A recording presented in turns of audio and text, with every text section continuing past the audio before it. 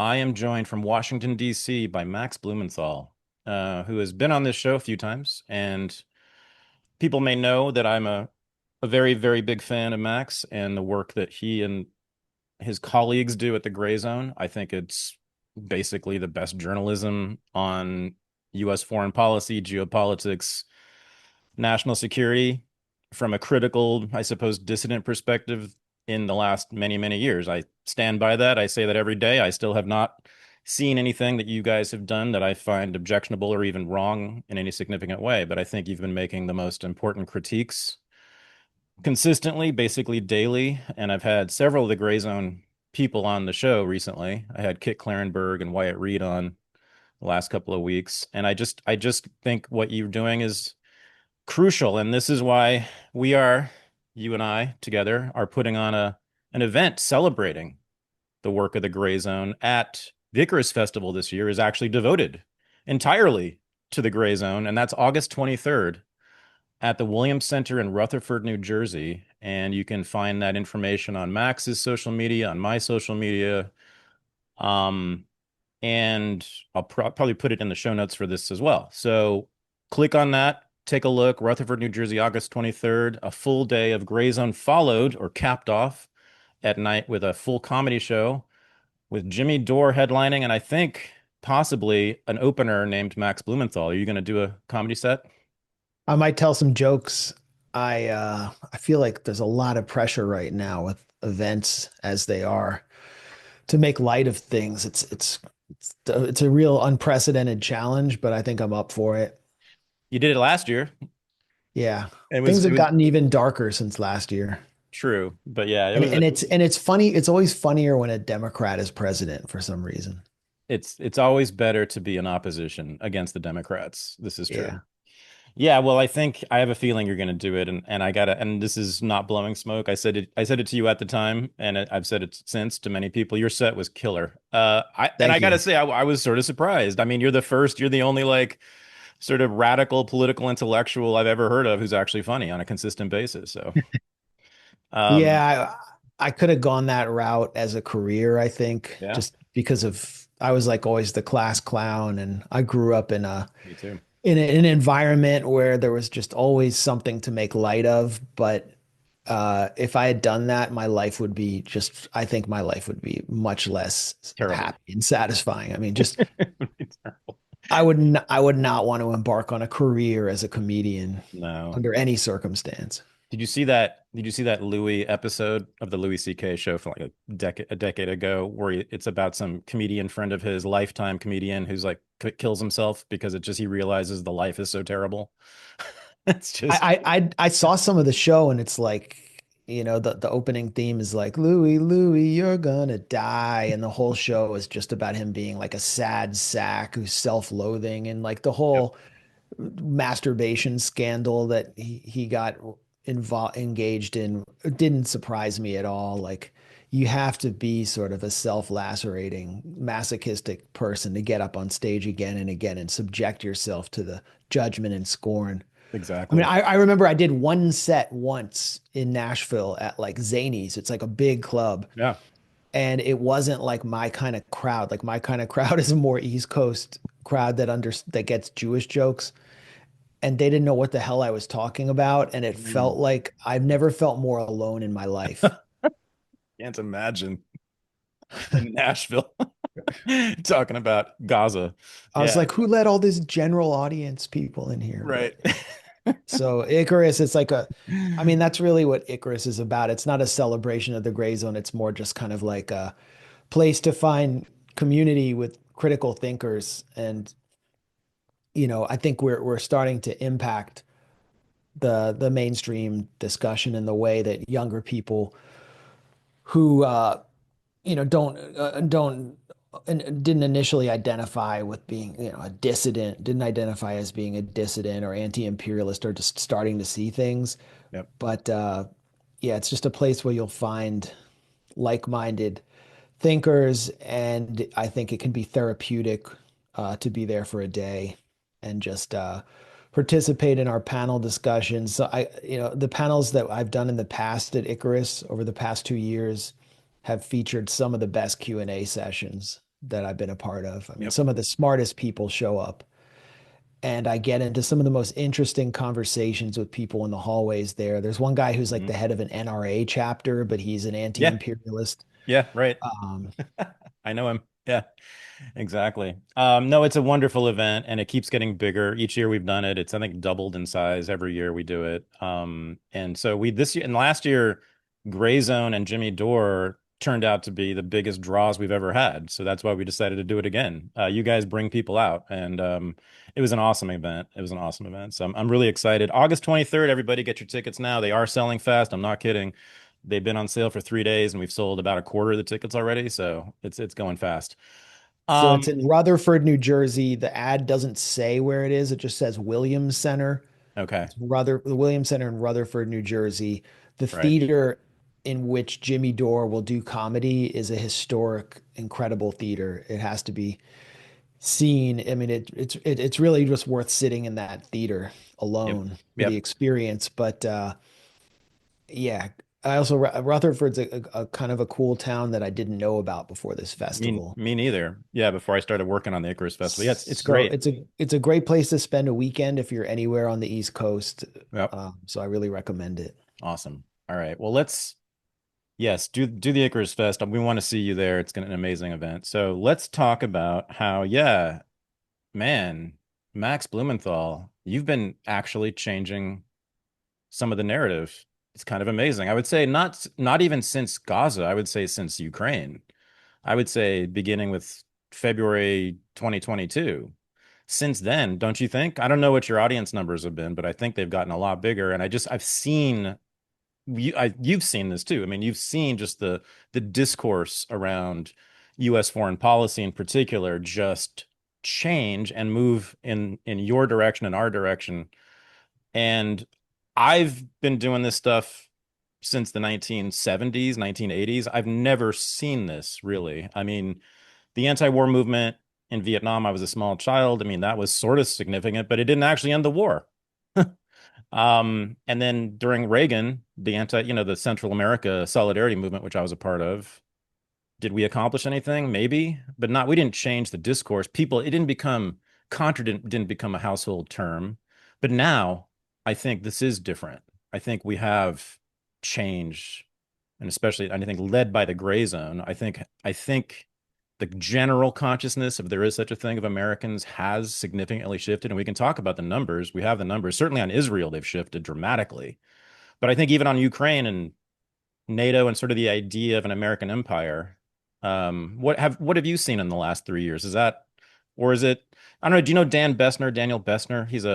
He's a foreign policy guy. I mean, he's very pessimistic. I've had him on the show a couple of times. It's always like no protest is ever going to matter. It never has mattered. It doesn't matter. The elite will continue to do what it wants to do historically. But I don't know. I think this might be a historic moment, and this week in particular, and this is why I asked you to come on now because what's been happening in Israel over just the last week or two, I think is historic. I think it's a pivot, but maybe I'm wrong. What do you think? Well, according to John Rambo, the anti-Vietnam War protests did make an impact. I mean, in his final soliloquy in First Blood, he blames the protesters That's for right. the failure of the war. But it wasn't them. It was that Americans were coming back in body bags. Middle class Americans didn't want to go, so they got rid of the draft. Now they've gotten rid of the wars, like the Iraq War was kind of a glorified mercenary army of Americans who didn't really believe they weren't drafted. They were technically a professional military, but most of them weren't there because they wanted to advance in class, and the only way to do so was through the military since they couldn't become professional athletes. And Hmm. then there are very few who are there for ideological reasons, maybe in the officer corps. And that Right. also, was searing and helped. I mean, I wrote the management of savagery. Part of my thesis was that the Iraq War, but the whole post 9/11 reaction to the 9/11 attacks, which were the result of US proxy wars, led the US back into launching proxy wars and also led to the election of Donald Trump and the rise of right-wing populism. So now we're sort of in the proxy war era. The US uses these frontline porcupine states like Ukraine or Israel, while Israel's also using the US. It's in a relationship of mutual exploitation. The Israel seems to be winning through its cutouts in the US, but that's a separate discussion. And then there's Taiwan. And in the next 20 years or 10 years, there will likely be a conflict over the Taiwan Strait that will prove existential for US empire and even the veneer of liberal democracy in the US, Hmm. which Trump has done a lot to expose Hmm. or degrade. The gray zone, what impact have we made? I really can't quantify it. I think, the main source of political rising consciousness among young people and the political shift, which is cataclysmic, particularly among progressive Americans under 40, but also you're seeing it on the right, Yeah. is just images of shredded babies coming out of Gaza. And we have the courageous Palestinian journalists to thank for showing us what's happening there. And over 200 have been killed, many deliberately targeted by Israeli drones and killed doing their work. No US journalists have been there doing what they've been doing. And that really has shaken our society. I think if you're a parent of a young kid, you understand how important it is and actually threatening to the Zionist establishment that a figure like Miss Rachel is now Hmm. taking up Yeah. the cause of Gaza. I mean, I can't think of a more influential person among young Right. people right now. And she's sort of the moral conscience of this country. And all she's doing is saying they're just killing kids left and right. And I am an advocate for kids. And there's nothing anyone can do to smear her or stop her. The Zionist movement has run out of psyops and arguments and tricks. What they're trying to do with the New York Times right now only further exposes them, and it reveals a certain class of Jews to be American society's ultimate Holocaust deniers at this point. So there's really nothing they can do. And I think what the gray zone has done is we've just simply been ahead of the curve on so many issues that Hmm. were unpopular at the time, Hmm. particularly as issues that I think are central to empire, like Syria and Ukraine. And I think, I was willing to call out the disaster of the the COVIDian regime that I think a lot of the left supported. And now the left is seeing as protests are just brutalized in Germany. They're basically illegal Hmm. protests against the genocide. None of them said anything about people being brutalized just for coming out in the streets to protest lockdowns, the psyop that was waged initially, where they were all framed as Nazis, and there was this kind of false flag attack on a German government building in order to justify law, effectively martial law preventing all protest. That is carried over into the current moment. So I think there were a lot of unpopular issues that or the unpopular stands we took where we have been vindicated. And every time we're vindicated, it sort of sucks to be right because it means humanity is lost. I mean, particularly on Syria. I think I took far more attacks for the stand I took on Syria, which was just opposing regime change and the CIA-backed dirty war, than on Palestine because the were sort of within the building that I was situated in at that time, which is sort of the church of the left, Yep. the Verso Loft, that whole scene in Brooklyn. Hmm. And it really exposed it for me along with COVID. And then Ukraine, there were similar attacks, vicious attacks. Some of the attacks on us came from Ukrainian intelligence, from the SBU, which through various cutouts doxed me, doxed my colleagues, put our names on kill lists. And these were some of these cutout organizations. One called Molfar was actually funded by USAID. So that was an intense attack. And now, it's the critique of Ukraine as a disastrous, extremely wasteful proxy war that has harvested close to 40% of Ukraine's working population for a very profitable, lucrative military campaign for certain elites that's been just a disaster for everyone else. Well, that's gone mainstream as well. It first went mainstream within the Republican Party, and now you're even seeing liberals willing to dispense with Zelensky because he's getting rid of all of these anti-corruption mechanisms that they had set up through the so-called rules-based order.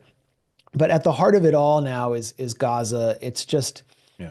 Gaza is the engine for the self-destruction of the so-called rules-based order, the whole order that has prevailed since World War II, which really was constructed on this, I think, fantastical idea that the United States serve justice to the perpetrators of the Holocaust, and that the Holocaust was this towering crime that stood above all other crimes that specifically focused on eradicating Jews.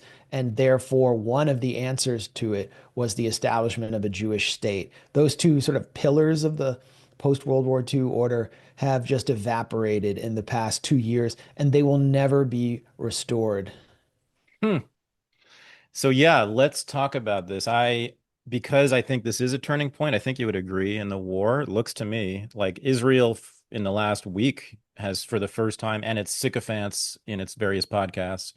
I watch Dan Senor as much as I can every time, and Oh, yeah. you have Yeah. to, we have to. And then Haviv Rettig Gur and the sort of the top Zionist, propagandists. It's important because, and then Nadav Ayel, these Israeli journalists who like have connections to the government there. You really hear what's going on. They, for the first time, are saying, yes, it's true. People are starving. Yes, it's true that our troops have shot into crowds. They've never admitted any of this. They also say, well, yes, it's true. The Europeans have now abandoned us because the UK and France have now said they will recognize a Palestinian state.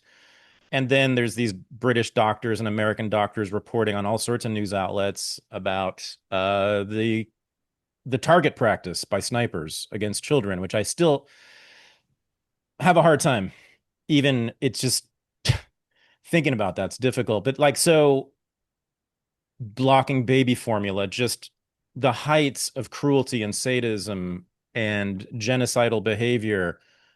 Max, I mean, I right now, long term, long term, I think the greatest and gravest consequences might be felt by Jews and Israelis from this. I mean, of course, in the short and medium term, of course, it's Palestinians who will suffer primarily. But I am now almost as concerned about the long term security and safety of Jews globally.